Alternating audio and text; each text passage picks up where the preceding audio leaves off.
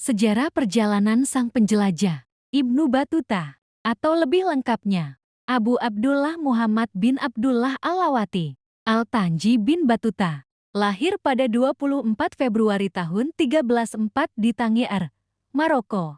Ia dikenal sebagai salah satu pengelana terbesar dalam sejarah dunia. Perjalanan yang dilakukannya sepanjang hidupnya tercatat dalam sebuah buku, berjudul Rihla Perjalanan. Ibnu Battuta memulai perjalanannya pada tahun 1325, saat ia berusia 21 tahun. Tujuan awalnya adalah menunaikan ibadah haji ke Mekah. Perjalanan ini membawanya melintasi Afrika Utara, Mesir, dan wilayah Hijaz. Setelah menyelesaikan haji, ia memutuskan untuk melanjutkan penjelajahannya. Setelah Mekah, Ibnu Battuta mengunjungi berbagai wilayah di Timur Tengah, seperti Irak, Persia, dan Turki. Kemudian ia melanjutkan perjalanan ke wilayah Asia Tengah, melintasi Afghanistan dan India.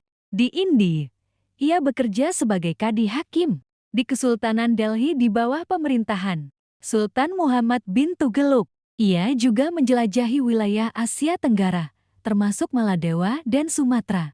Dari sana, ia melanjutkan perjalanannya ke Cina, di mana ia mengunjungi pelabuhan-pelabuhan penting seperti Guangzhou.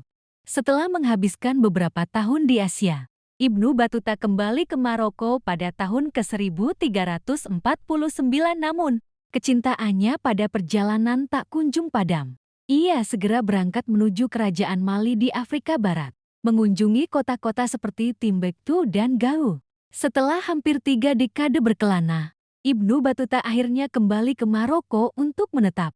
Ia kemudian mendiktekan kisah perjalanannya kepada seorang penulis bernama Ibn Jauzi. Karya ini dikenal dengan nama Rihla dan menjadi salah satu catatan perjalanan paling penting dalam sejarah, memberikan wawasan berharga tentang dunia abad ke-14. Ibnu Battuta meninggal pada tahun 1369 di kampung halamannya di Tangier. Meskipun ia tidak sepopuler penjelajah Eropa seperti Marco Polo, karyanya memberikan kontribusi besar terhadap pemahaman kita tentang dunia Islam pada abad pertengahan. Perjalanannya mencakup lebih dari 120.000 kilometer dan menjangkau berbagai budaya dan peradaban.